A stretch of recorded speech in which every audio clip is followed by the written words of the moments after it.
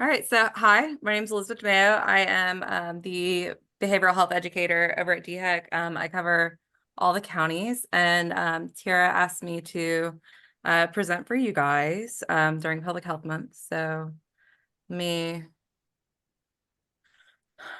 get this up, share, and then make it. All right, does everyone see my screen? Ooh, go back. When you can't find flowers in the park due to cold weather, so you stop by your local depot. Right. Okay. All right, so this presentation was put together in conjunction with DHEC, the Department of Alcohol and Other Drug Abuse Services. Linda Brown helped create it back during COVID, and we've kind of updated it. It's a general overview of a national and state perspective of the opioid epidemic. But it's really good for, just kind of getting a big, brief glance. So we're going to start just watching a little video.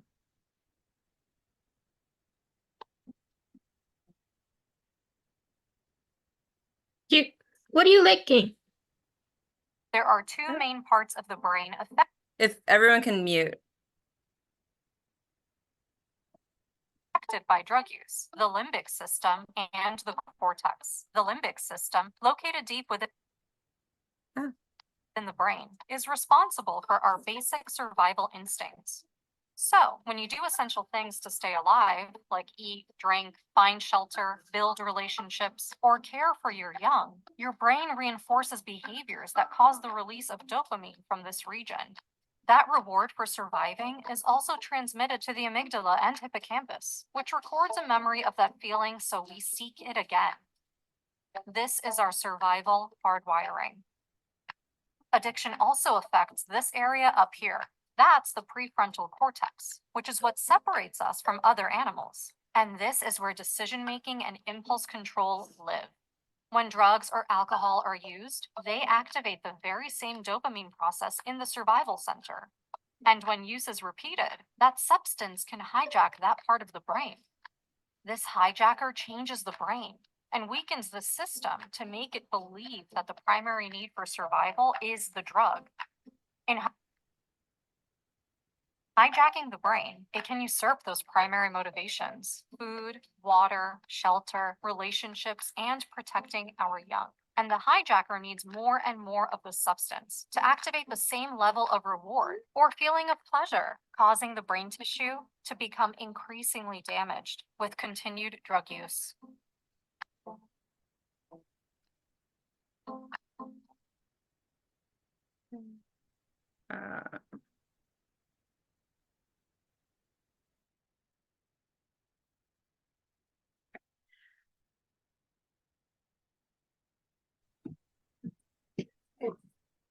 All right. Next screen. Okay. How you So, doing? Hello. I'm good. oh, if everyone can make sure they're muted, please.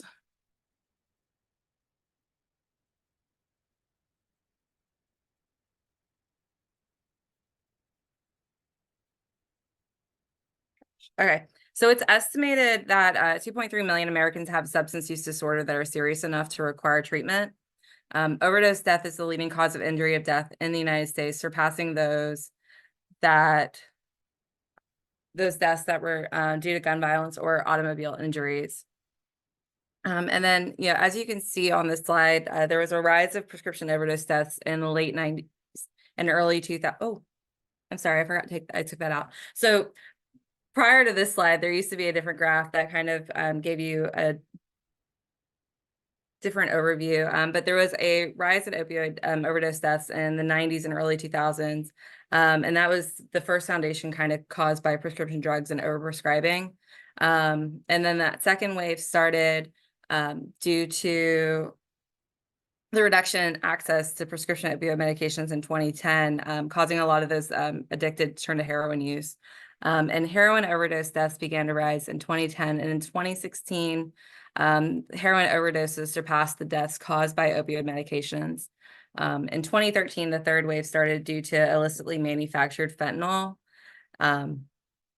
So that's synthetic opioids other than methadone And by 2016, fentanyl overdose deaths surpassed overdose deaths due to both prescription opioid medications and heroin. And then by 2021, fentanyl-related overdose deaths were associated with about 80 to 85% of all opioid-related overdose deaths. In 2022 alone, there were 107,941 drug overdose deaths in the United States. From 2021 to 2022, the rate of drug overdose deaths, sorry, my notes keep moving. The rate of drug overdose deaths decreased among adults 15 to 24 and 25 to 34, while rates increased among adults age 35 and older. In both 2021 and 2022, rates were highest for adults ages 30 to 35 to 44, and rates were lowest for adults ages 65 and older.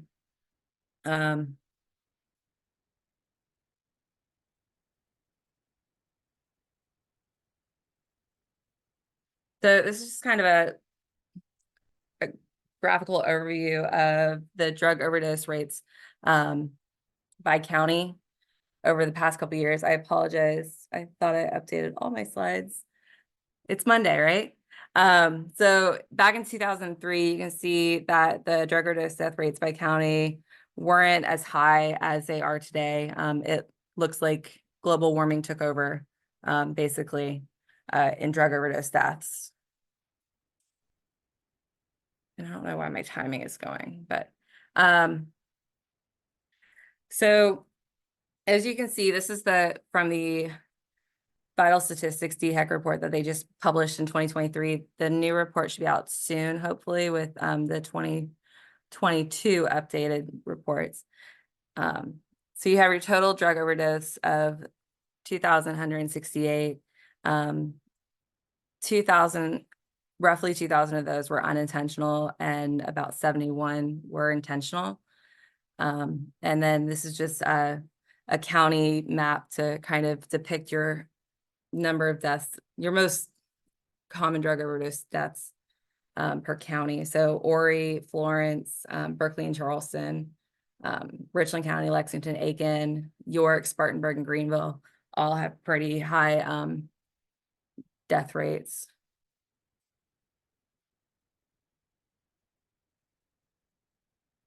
And then I'm sure everyone's seen these images before, but it really doesn't take much fentanyl to cause an overdose. And a lot of this is the illicitly manufactured fentanyl that's being found laced in a lot of fake prescription pills. And carfentanil is also a animal tranquilizer that is normally only found in zoos because of its strength. It's often an elephant tranquilizer. So it takes even less carfentanil to cause an overdose. And a lot of these things are found to kind of give the drugs more bang for their buck, essentially. So in 2020, South Carolina reported the 2,138 drug overdoses. And of those drug overdose deaths, 1,494 were involved with fentanyl. This rise in fentanyl overdose is the start of the fourth wave of the epidemic. Fentanyl is 50 times stronger than morphine and can be deadly even when snorted, especially for someone who has no tolerance to it or is unaware of the exposure. We're seeing an increasing amount of exposure due to counterfeit pills on the black market that are made to look like regular opioid prescription pills, including stimulants such as Adderall. It's also being found in cocaine and methamphetamines. Often those who take these have no knowledge that fentanyl is in their pills, and cocaine and methamphetamine users often have no tolerance for opioids and are unaware of the need for naloxone and Narcan and fentanyl testing strips. So it's important that we don't purchase anything off the internet, since anything not coming from a reputable pharmacy may contain lethal amounts of fentanyl or other fentanyl related formulas. Even if you were to purchase something from a pharmacy to take with others and you were waiting to see how it affected others before taking it, does not mean you are safe to take it, since fentanyl is always unmixed evenly. When you get pills from a pharmacy, they have specialized machines that make sure that everything is mixed perfectly. And like, even if the pill is scored and you split it in half the dose is truly in each of those pills. So who wants to come off and, tell me if they can spot the fake?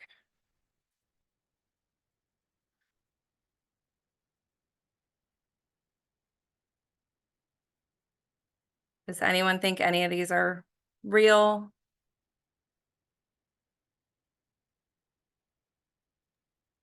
I got no idea. Are they supposed to have numbers on them? They are supposed to have numbers. They're supposed to have, manufacturing details. It doesn't usually have the name though on it, does it? Some of it does. It depends Okay. on the drug. Okay. So sometimes it's like the pharmacy that's, providing the pills, or like Oxycontin, the M is a brand standard essentially. Okay. So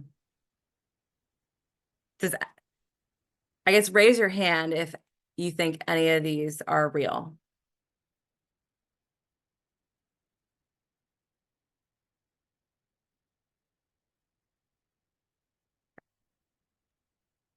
Erin's like me. She got no idea either. That's why I have no clue.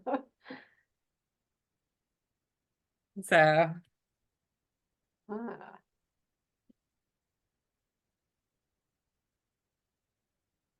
these are all fakes, all fake. Wow. yet they look very similar to the real ones. And they're such minute details that, unless you're truly trained, you couldn't even spot, the real compared to the fake. But fentanyl testing strips have, and other pharmaceutical testing has also been able to, show whether or not these are real or not. So, oh my gosh. So I have my notes on my phone and I'm trying to I apologize. I should have had 2 screens for this today. So our drug problem is currently more complex than just fentanyl exposure. Like opioids, today's cocaine is cut with highly toxic and dangerous additives.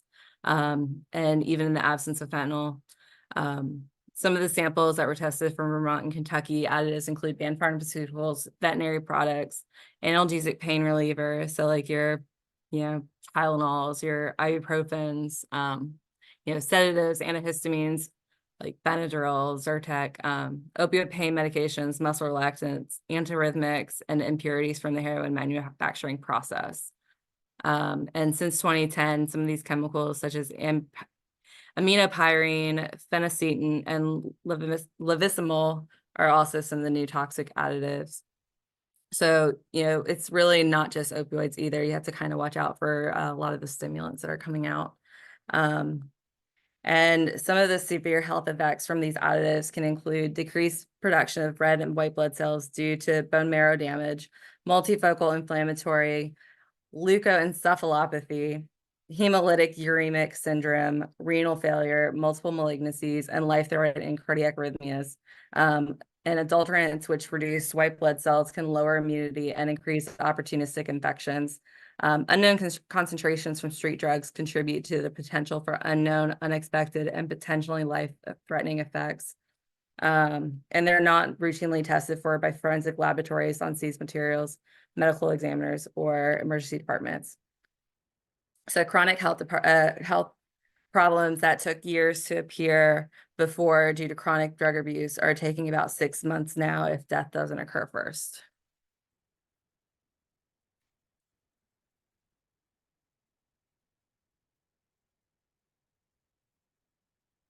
So there's also been a spread of infectious diseases that are impossible to stop.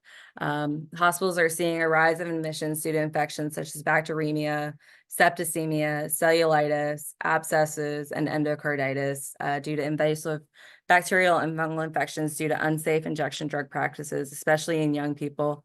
If changes to the South Carolina law were to occur, it could allow for the development of syringe service programs that would follow the nationally recommended best practice guidelines. And those are some of the other more commonly known diseases that are caused by unsafe injection practices. So hepatitis C, HIV and Hep C comorbidity, and then the skin soft tissue infections that I just spoke about. So what's being done in South Carolina to address the epidemic? So we've been increasing access to life-saving naloxone. All our first responders go through the Leon Enroll programs, which are designed for firefighters and police officers. And they get to carry Narcan in their cars with them. And the Good Samaritan law covers them in the chance that they did have to use Narcan. And those individuals that they do Narcan, they're not normally penalized. They are actually taken to the emergency room and treated since it's a medical emergency.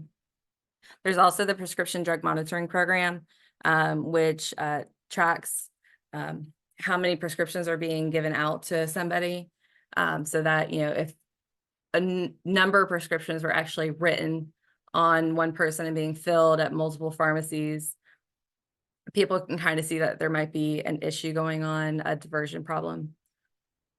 And we're also doing fentanyl testing strips so that, you know, individuals who use drugs can test their drug supply to make sure that illicit fentanyl wasn't contained. One of the things that we will be increasing access to is going to be xylazine testing strips, and xylazine is another tranquilizer. It's also that tranquilizer that is commonly found in horse farms, but not here in the States. It's actually not really one of the common ones, but it causes a lot of necrosis of the skin. It almost looks gangrenous. And then so we've also got the Just Plain Killers website that has tons of information on there about each county. I'm the nerd that likes to like go in and actually find the actual numbers. So it's got a really interactive Tableau map that lets you kind of look at everything. Our COPE program, so our COPE paramedics go out and within 72 hours of an overdose notification and visit with those who just experienced an overdose, trying to help them get into treatment, as well as providing supplies, Narcan fentanyl testing strips to them. The opioid emergency response team, they have bi-monthly meetings to progress updates. And they have a rapid response team to review data weekly to initiate response and to overdose trends. Our OD maps, it's overdose detection mapping application program. It provides near real-time surveillance. State, local, and federal government agencies are able to sign up for this and input overdoses.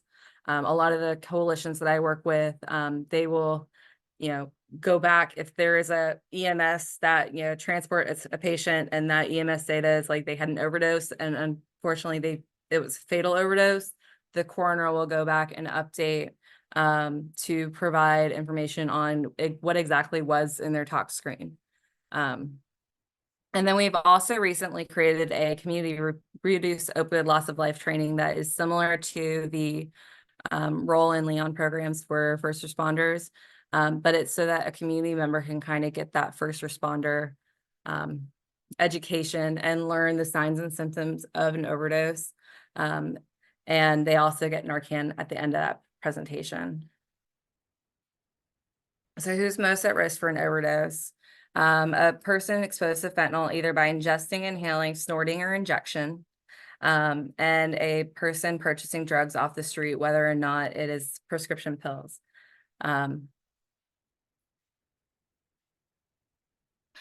So illicit drugs, your purity and strength is highly unpredictable.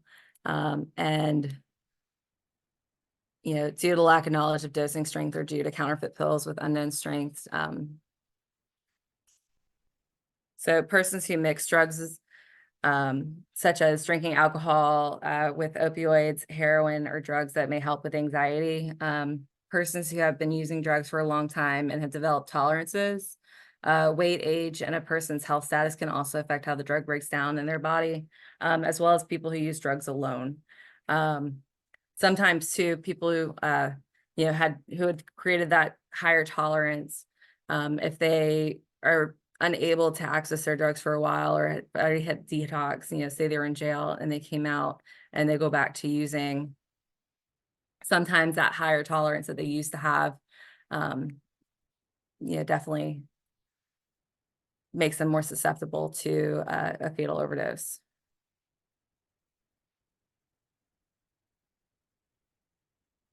So also to persons who change how they normally take their drugs, different modes of administration can cause the drug to break down in the body at different speeds. Persons who with liver, kidney, and lung disease also who are severely immunocompromised are at risk, and then persons who have previously overdosed.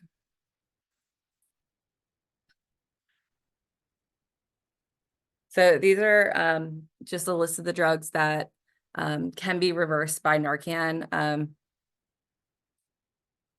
I apologize for this PowerPoint. Cocaine, crack, methamphetamine, benzos, Phenergan, Seroquel, Neurontin, muscle relaxers, and alcohol cannot be reversed by Narcan. But you can still use Narcan because you may not know if there is fentanyl in the system. It doesn't hurt. Narcan has no known allergic reactions, nor any adverse side effects. So how does the overdose occur? So when a toxic amount of opioids or combination of opioids and other drugs in the body render the person unresponsive to stimulation or cause their breathing to slow down or stop. And this happens because opioids happen to fit on the same receptors in the brain that signal the body to breathe. When someone isn't breathing enough or stops breathing, oxygen levels in the blood decrease and can cause cyanosis, causing the lips and fingertips to turn blue. Oxygen starvation will eventually stop vital organs like the heart, the brain, and can lead to unconsciousness, coma, and possibly death.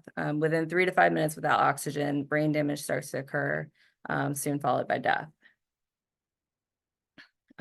It takes about 1 to 3 hours, so there's no time to there's time to intervene to save a life, but no time to waste. And then Narcan knocks the opioids off the opioid receptor and blocks the opioids from taking effect for a shorter period of time. Once the Narcan wears off, the opioids can return to those receptors, which is why calling 911 is important so that the person continue receiving life-saving medical treatment. Again, Narcan only works on opioids. Narcan cannot be used to get high, and it's not addictive. It has a long safety history and can be easily administered and safely administered by laypersons. So this is just kind of a depiction of some of the forms of Narcan. The bottom right-hand corner is what you would receive at our DHEC health departments. Some of the other forms are more commonly found in emergency rooms. The Evizio is similar to a epinephrine shot. I actually have it talks you through the entire process. And then here are some of the resources. Your drug and alcohol county sites. You can go to the DHEC website to find all that information as to where those locations are. The Just Plain Killers website has your DEA Take Back Days. We actually just had one on Saturday. They're national days where they partner with law enforcement agencies and have drop boxes, and they normally get a pretty good turnout. Your SC Hopes, I apologize, that is no longer accessible. But it was a program that came out during COVID that had a hotline for mental health and addiction services. If I can provide a follow-up with the correct information. And then, yeah, that's me. And also the DHEC contact if you wanted to reach out to her as well. So I'm going to stop sharing my screen if I can figure this out.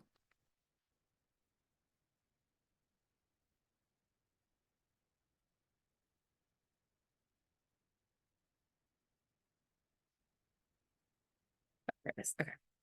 All right. So that's it. Ta-da! Ta-da. Apologize, I'm not normally a presenter. Normally I help facilitate all the presenting. I can try and answer any questions if anyone has any. Yeah, y'all please ask questions. Come Yeah. off mute if you'd like. If you don't feel comfortable, plop it in the chat. I was like, I can read it. But yeah, we'd love to have any questions or comments y'all have.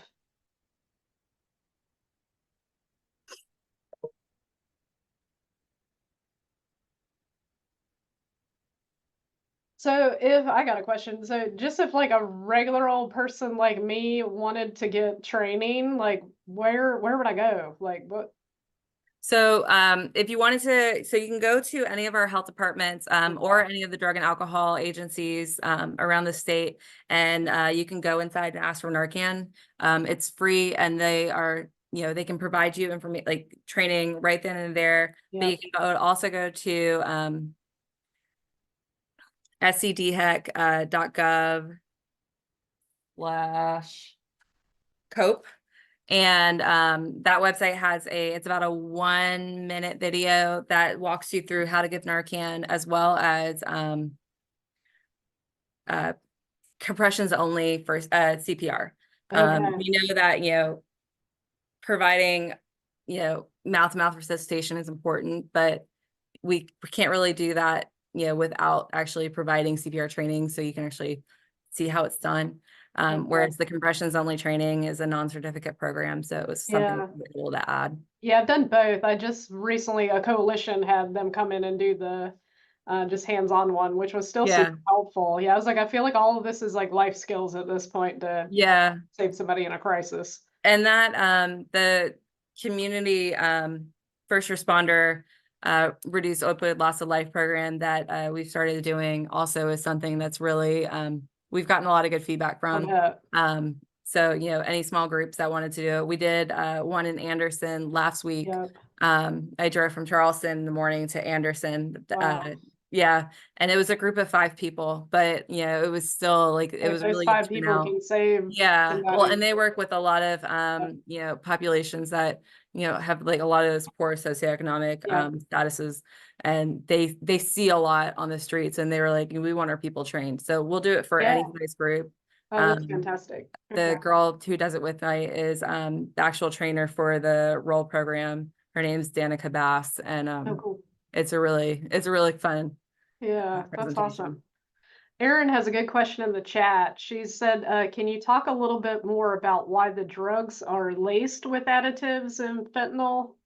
So it makes it cheaper for the process. Like it takes less of this, like stretching the product. Yeah, it makes the product stretch longer, stretch further. It's how everything used to be cut with things, and it makes more bang for their buck. And a lot of times people are sometimes looking for certain additives. It's not very common, but some people do look for certain additives in their drugs.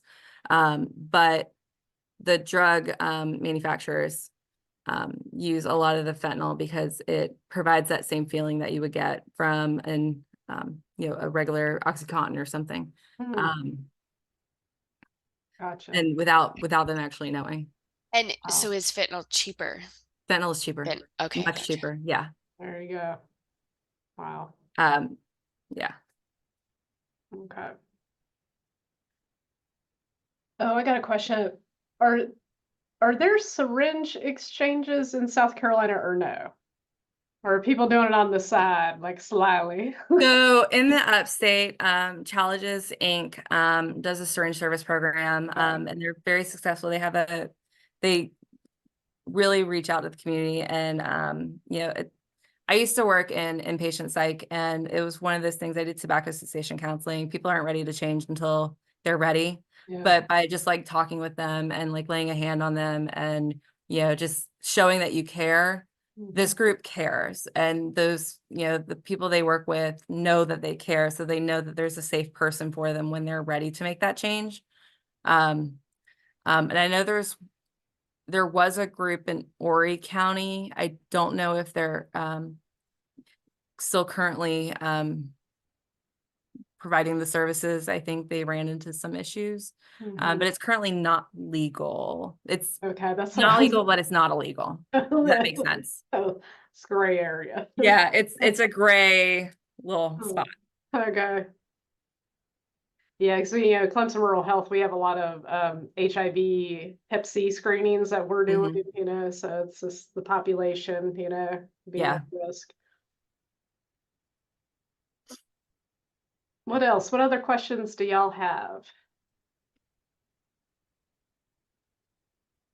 Hi, Elizabeth. This is Devin Bose. I'm with the University of South Carolina. I believe we were connected through email a while back. It was through Candy. Okay. So I'm starting up a research program. I'm in the the groundwater testing or the wastewater testing. Yes, so I'm a newer assistant professor in the Arnold School. I do wastewater-based epidemiology. And so just would love to learn how, if there's interest in using wastewater to understand substance use across cities. Yeah, I actually think in the public health laboratory, they might be doing a little bit of that now. I will, now that I know who that person is, I found out like last month, I'll try and like make an introduction for you too. Awesome. That sounds great. Yeah. And just wanted to thank you. This is really important information that you shared today. So just really excited for the potential of getting involved in any way. And so thanks so much. Yeah, appreciate it.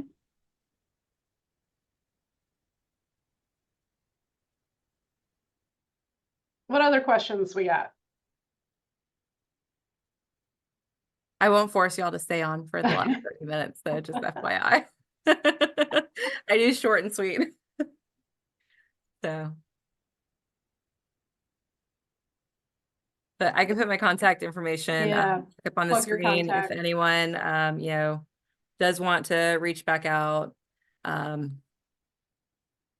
Yep, and we wrangled Elizabeth in because April is Public Health Month, so yeah, the South Carolina Public Health Association was wanting to offer some activities and things. So we encourage you to join if you're not already a member. Come check us out. We would love to have you. There's different sections too of interest that you can, and Elizabeth actually leads the section devoted to this type of work. So if we actually just recently changed our section from alcohol, tobacco, and other drugs, because it's such a dated term, to behavioral health. So if this is a topic that really interests you, we actually are really looking for members, because as our dated former section name was, it needs some livening up. So yeah, definitely reach out to me if you're interested. We are hoping to have a meeting here to kind of kick the section maybe early summer, just because we've kind of getting some of the paperwork stuff still finishing up, but that's about, so it's a good time to join. There's definitely some younger, newer, fresher faces at the table for the association, so it's very exciting. People are coming in and, you know, have great ideas for things that the association could be working on or advocating for or doing. So we would love to have you. Love to have you join us. And if this is your interest, definitely connect with Elizabeth. And this is great information. I really appreciate Tiara talking you into this. I knew there'd be a lot of interest in it, and it was really, really good info. So we appreciate all of you guys. If you have any last minute questions, feel free. Otherwise, we will let you go. We don't want to hold you up. You getting some claps? I got some thanks. It was very informative. So we got some good stuff. Thanks. Appreciate that, everybody.